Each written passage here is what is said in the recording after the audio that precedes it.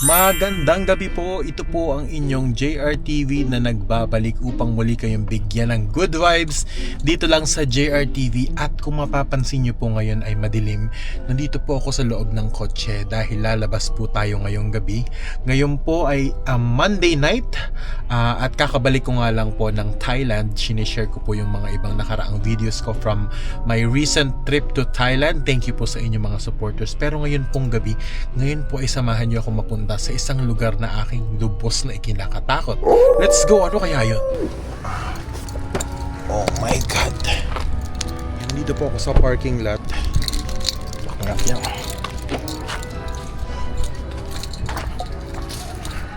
Nandito po ako sa parking lot ng isang mall dito sa Cavite, kung saan ako po ay may pupuntahang isang lugar na kagaya nga po ng sinasabi ko sa inyo, aking lugar na matagal kong iniwasan at lugar na aking minsan na ikinakatakot. Saan po kaya yun?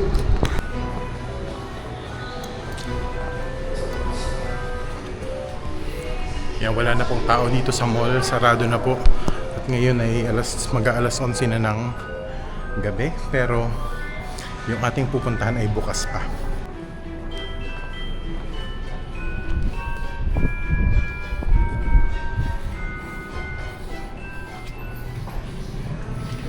Bukas pa. Bukas pa dito tayo sa Anytime Fitness Gym sa Evia.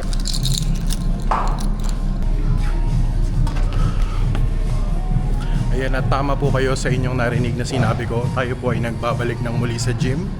Ito ang ating first day dito sa gym na to, no? Pero hindi ko po first day dito. Matagal na po ako nagje-gym dito. In previous years, kung kailan ako nag-member dito, back nung may pandemic pa, dito po ako nagte-training. In addition to my Dragon Boat training before, dito po ako nag-workout kapag kagabi after work. Pero matagal na pong panahon ang huli kong workout. Kaya ako po sinasabi na matagal ko nang ikinakatakot o iniiwasan itong gym ay dahil wala po ako sa kondisyon. Ang katawan ko po ay obviously nag-gain ako ng sobrang laking weight buhat nung time na ako ay very active sa dragon boating. Yun po ang aking main sport. Para po sa mga hindi pa nakakakilala sa akin o sa mga bagong subscribe or bago lamang beses na nanonood sa JRTV, ayun po ang aking main sport at ganito po yung itsura ko before nung pong aking kalakasan or nung aking sobrang aktibong mga taon sa dragon boat. But that has been a few years ago now at nagkaroon pa ng pandemic at nagbago na nga rin yung katawan ko, pero kailangan ko siyang ibalik. Tama po ba? Naging mahirap pong ibalik para sa akin yung pangatawan ko before, lalo na nung nag-pandemic. Talagang lumobo talaga tayo, and I'm sure maraming mga tao na nag-struggle din sa kanilang weight. Pero pagkaman ilang taon na ang nakaraan na yon, sa tingin ko hindi pa naman huli ang lahat. Kaya pa natin ibalik ang ating pangangatawan. Kaya samahan niyo po ako at supportahan niyo po ako sa ating fitness journey, okay? So for today, meron lang akong gagawing ilang mga exercises para sa aking conditioning, dahil nga po nabanggit ko wala po ako sa condition, no? Madali ako mapagod ngayon, hindi ko magagawa agad yung mga activities or yung mga routine na dati kong ginagawa, katulad ng pagbubuhat ng mabigat, yung mga masyadong strenuous na routine. Pero ngayon tatry ko lang pong ibalik yung ating condition sa pamamagitan muna ng pagba-warm up, at saka mamaya po meron ako mga core exercises na gagawin, pero hindi po yun high impact. Para po sa ating mga kaibigan dyan, para po sa ating mga followers na gusto ring bumalik sa kanilang fitness, ay inaanyayahan ko po kayo na samahan po ako sa journey ito. Sabay-sabay po tayo mag-workout at ibalik po natin ang sigla ng ating pangangatawan. Hindi pa po huli ang lahat. Hindi kailangan merong gym para gawin ito. Pwede naman sa bahay lang or pwede naman gumamit ng mga simpleng equipment. So itatry kong ipakita yung mga iba kong warm-up na ginagawa para pwede nyo rin pong gayahin sa inyong bahay na saan man po kayo ngayon. Tingnan nyo po, 10:58 PM na po ng Lunes, magmamartes na nga eh. At dahil po naging busy ako sa work, anong oras na ako natapos magtrabaho? Siguro mga alas 8:30 na. Kaya ang first day natin ngayon ay medyo late na. So first night na po ng ating training today. Pero halika na, let's go, wag na tayo magsayang ng oras.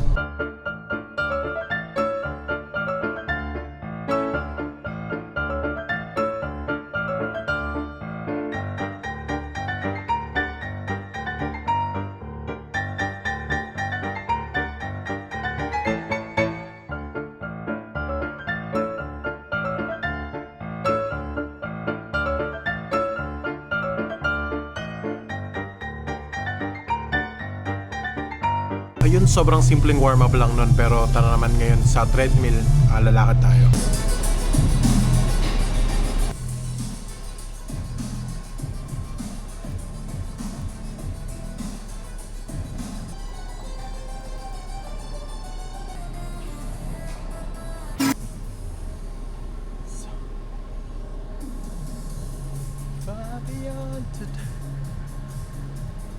Medyo loud yung music dito. I'm sure makaka-copyright ako kaya hindi ako masyadong nagbi-video dito, pero at the same time nakikinig ako ng video, pero nag-aaral ako ng mga kanta para next time na mag-video ko tayo sa BB House, meron ako may-ari na kanta sa inyo. Very light lang po tong warm up natin. Again, kagaya ng nabanggit ko, ngayon lang ulit ako nakabalik.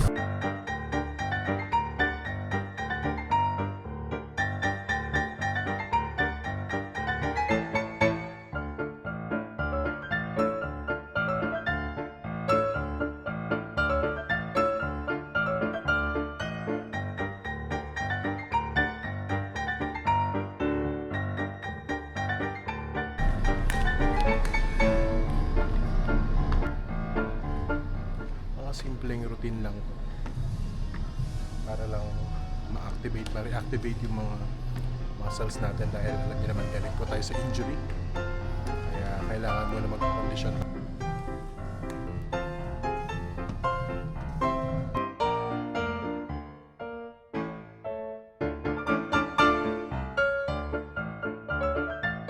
Three hours later.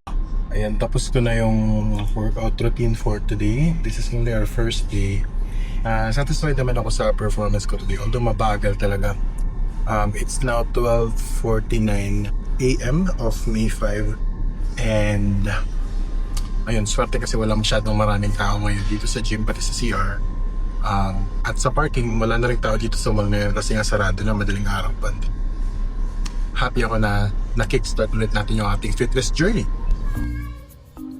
Nandito pa rin po tayo ngayon sa JRTV. Suot ko po yung aking merch noon, yung pinamigay ko na merch sa ating mga ibang nag-comment or sa ating ibang mga subscribers ng JRTV, Facebook, and YouTube.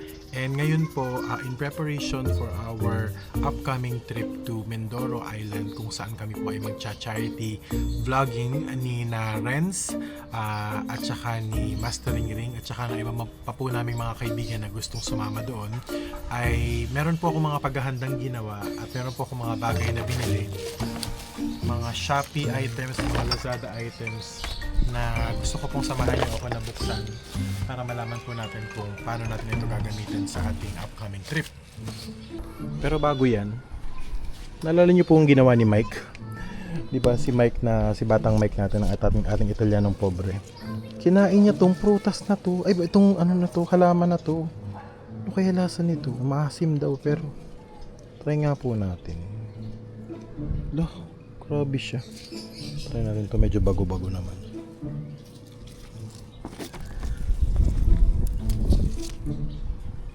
Kinakain pala yun.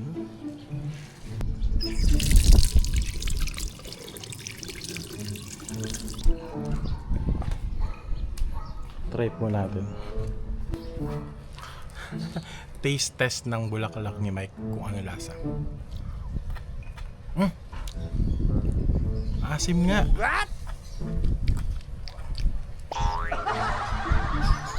Maasim nga. Pwede po siyang pang sahog sa mga sinigang or anything na maaasim na ulam na gagawin ninyo. Talagang siya, may lasa siya. Yung kanyang stem, hindi ko lang alam sa bulaklak. Ay, may lasa din siya. Medyo maasim din siya, pero ayoko siya munang kainin. Hindi ko pa gaano kilala tong halaman na to.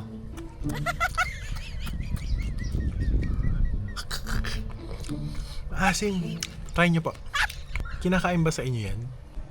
Okay, balik po tayo dito sa ating mga Shopee items. Wala akong gunting. May gunting ba ako? Teka, kukuha nga po ako. Ang una po nating Shopee item ay ito. Buksan natin.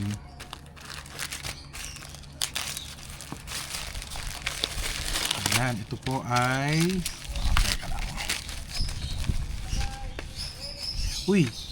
Ito po ay USB stick or parang memory, hindi po siya memory card, no, pero memory USB po siya, memory USB stick po siya.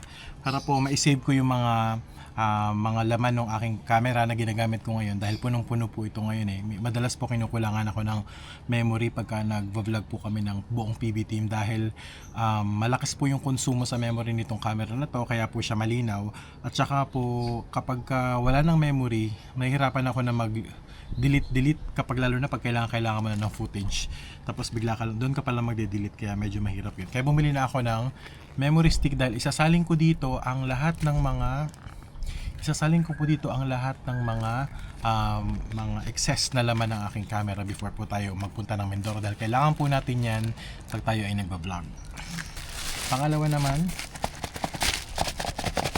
ano nga ba ito? Nakalimutan ko na kung ano ito.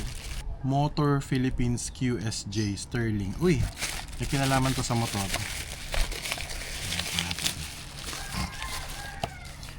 Camera mount. Oh. Camera mount. So, ito po ay inilalagay sa harapan ng motor, sa hawakan ng motor, sa handlebar or sa salamin ng motor. Para po, yan, dito po siya ilalagay. Para po merong pagsabitan yung camera or ang inyong cellphone, para po habang nagmumotor po kayo, ganun. Para nandun po siya sa nakasabit po siya dun sa may salamin. At ma-videohan ko po ang aming dinadaanan, para ma-videohan ko po yung aming journey, para ma-videohan ko po yung mga gusto kong sabihin habang nagsasalita po ako at nagmumotor kami. Yun pong motovlogging tour namin or motovlogging trip namin na charity activity sa Mindoro ay aabot po yun ng 600 kilometers po, no? So hindi po biro yung haba ng kalsada na dadaanan namin, kaya kailangan po ma-document ko rin din yun. Pangatlo, ano naman to? Okay. So, kahon din siya. So, ito naman pong pangatlong item. Parehas din po siya na camera mount na para sa motor. Pero magkabilang salamin po yung lalagyan natin. Ang plano ko kasi, sa left side ko ilalagay itong cellphone mount. Parang cellphone mount po yan. Yan. Ma-i-install po dun sa gilid ng motor, sa handlebar ng motor. Tapos sa kabilang side naman po, ito pong lalagyan ng camera para po parehas tayong merong laman yung magkabila. Isa po para sa camera, isa naman para sa mapa na gagamitin ko po yung cellphone ko para doon. Up next naman, baka nga po pala nagtatanong kayo kung bakit motovlogging itong napili namin na trip. Matagal na po namin itong napag-isipan, matagal na po namin pinlano ni PB Renz, panahon pa po ng last year. So hindi pa po kami motovlogging trip pa lang po yung naisip namin before. Talagang sanay siya sa motor si PB Renz, si Mastering Ring, talagang comfortable din siya magmotor at ako rin po ay sanay din akong magmotor, no? So noong mga nakaraang taon, yung pong buong isla ng Siargao Island at buong isla naman po ng Siquijor, yan po ay minotor ko lang, mag-isa lang, na akong umikot sa buong isla at inabot ako ng 10 to 11 hours sa pagmumotor sa buong isla. So pagdating po sa tanong kung comfortable po ako sa motor, opo, yes po, at kaming tatlo ay talagang gumagamit ng motor. Pero this time, sasamahan po namin ng charity yung gagawin namin sa Mindoro. And yun pong island ng Mindoro, kagaya pong nabanggit ko, 600 kilometers po yung loop niya or paikot. Yung pong yung coastal road po niya, gagawan po natin ng loop yun. Iikutan po natin siya ng buo. Unlike yung mga islands ng Siargao at ng Siquijor, mas maliliit na isla lang po yun. Kaya siya ng isang araw. Pero di hamak na mas mahaba or baka 4 to 5 times, baka 6 times pa na mas matagal yung oras na gugugulin natin dito sa Mindoro loop natin. Okay, ito po yung next item na parang medyo nabuksan ko na siya, parang may dalawang laman. Meron siya. In-order ko lang to may Chinese characters. So ibig sabihin galing siya ng China. Medyo nakalimutan ko na kung ano to. Ito naman ay ano nga ba to? Nakalimutan ko. Gamit sa motor. Ayan. Ito po ay camping light. Camping light po ito. Tingnan natin. First time ko lang po magkaroon nito. No, parang solar light po ito, pero perfect siya for camping. Ayan. Ito yung box niya. Tapos meron po siyang laman na USB charger. And then, yung pong pinaka solar light niya mismo. Ay, solar nga ba? Hindi, charger pala po siya. Hindi po siya solar. Rechargeable po siya. Tapos may USB charger. So, pwede po itong isabit sa tent kasi ang balak po namin ay hindi po kami titira sa mga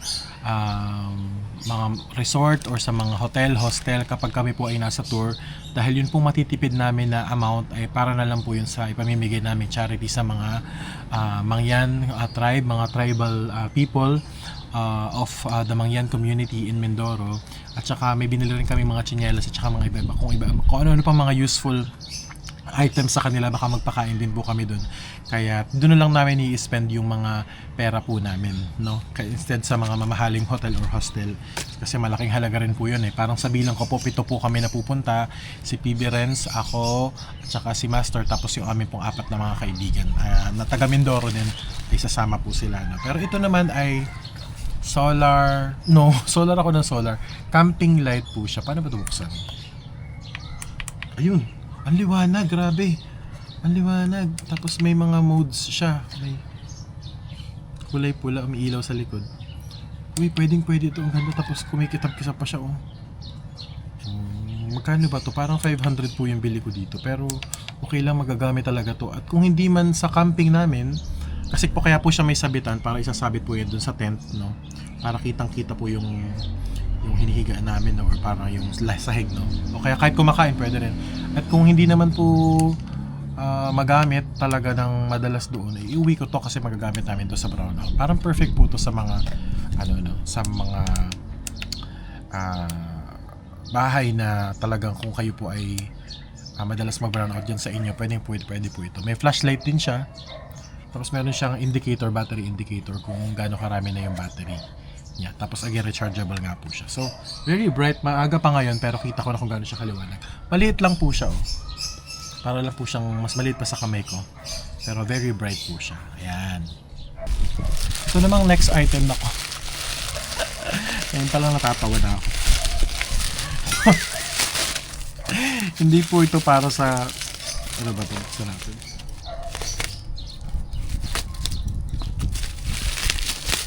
Hindi po ito para sa Mindoro Loop, isinabay ko lang pong bilhin.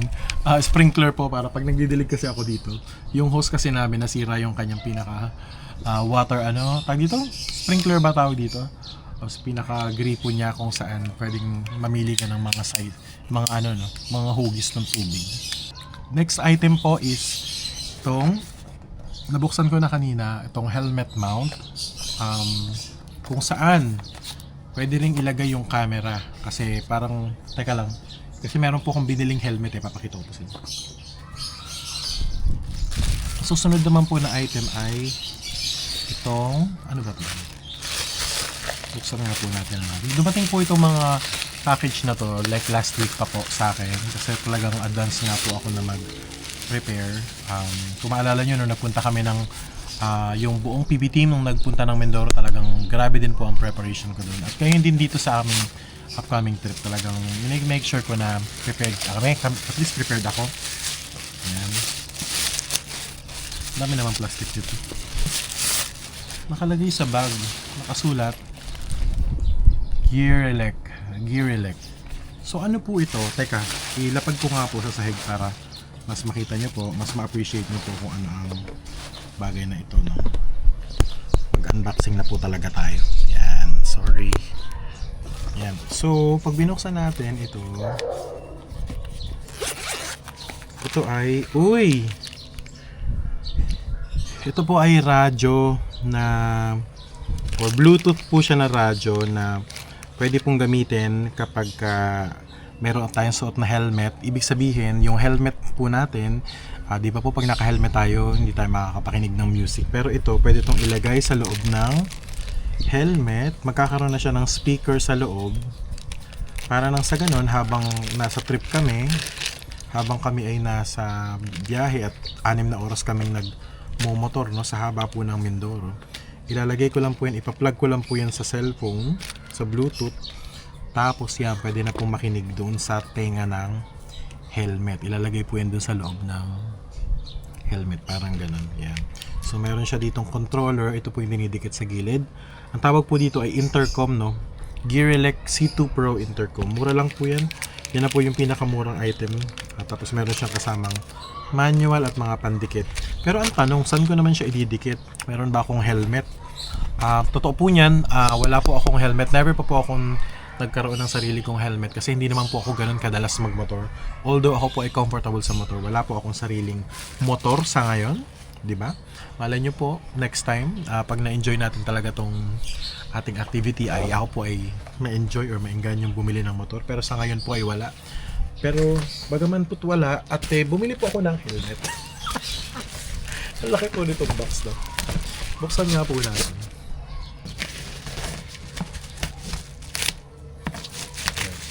So, tama po, wala po akong sariling helmet. Wala rin po akong sariling motor sa ngayon. So, ang gagawin ko po is may mahihiraman naman po ako ng motor. Nakausap ko na po si Renz, yung kanya pong mga contacts doon ay magpapahiram po sa atin ng motor. Kaya po meron tayong magagamit doon para sa ating motovlogging charity activity. Pero, syempre alam nyo ang helmet po ay minsan isa pong personal na bagay yan at dahil matagal po yung ating trip, no? So, abot siya ng 4 na araw, 3 or 4 na araw, baka 5 araw pa kami, depende sa lagay ng panahon sa aming charity activity. And syempre, madudumihan yung helmet. Masyado pong magpapawis yun. Nakakahiya naman kung makigamit ako ng helmet nung may-ari ng motor. Baka magalit din siya sa akin kasi magpawis yung ulo ko. So, bumili na lang ako ng bago. So, ito po yung basic na helmet lamang. Hindi po ito yung mga sobrang mamahaling helmet na na parang magaganda talaga, yung mga branded talaga. Ito po yung parang basic lamang. SEC Motorcycle. Kayo po ba ay nagmumotor din or meron po ba kayong mga kapamilya o kay mga kaibigan, kamag-anak na nagmumotor? Ano po ba brand ng mga helmet nila? Ito na first time ko na, tingnan natin. And then ito na yung pinaka-nis ng helmet. Buksan natin itong ating helmet. Tapos isukat po natin kung kakasya po siya sa akin. Ganda, no? Kulay black tapos ang kintab. Grabe, angas, oh. Pwede natin dikitan ng sticker ito ng JRTV. Ganda. Metal Black XL Sports Daily na model. Full face helmet po siya. Worth 2,950. Ayan. Kasya naman po pero sobrang sikip. Sobrang sikip po niya. And finally, ito pong nalaglag. And finally, ito pong mount ng camera na nilalagay po sa baba ng helmet. So, magagamit din po natin to. Kailangan po natin to. Ayun, ito po yung mga bagay na nabili ko in my preparation, my personal preparation for the upcoming trip. Maraming salamat po sa lahat sa inyo na sumusuporta sa JRTV. At maraming extra salamat po sa mga nag-donate, sa mga nagbigay po ng kanilang contribution, mga monetary donations po na nag-message po sa atin para sa kanilang mga share na Gcash po nila or sinend po sa ating account, personal account. At lahat po yan ay i-account po natin, i-report po natin at tiyak po makakarating yan sa ating mga beneficiaries na sa Mangyan tribe ng Mindoro. Lalong-lalo na po para sa mga kulambo at sa mga, yung mga mosquito net po, mosquito net po yung kulambo. Tsaka po sa mga tsinelas na na-purchase na po yan. Binili na po ni na Master at saka po ni na Renz. Tinulungan po nila ako na mag-purchase noon sa Mindoro para diretso na po doon. At doon po mainly mapupunta yung ating mga donation. Meron din pong natitira pa na around 2,500 pesos para po sa ipapakain namin siguro sa mga kids, no? So yun po, maraming salamat po sa inyong suporta sa JRTV at lagi pong good vibes lamang tayo dito. See you soon sa ating motovlogging trip sa Mindoro.